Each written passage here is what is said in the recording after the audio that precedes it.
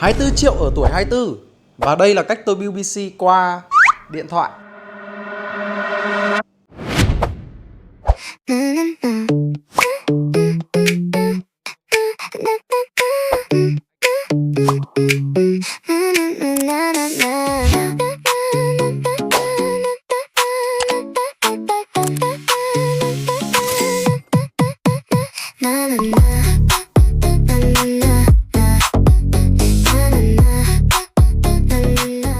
Ném vào hòm thư nhu cầu của anh em để Cecom tối ưu ngân sách.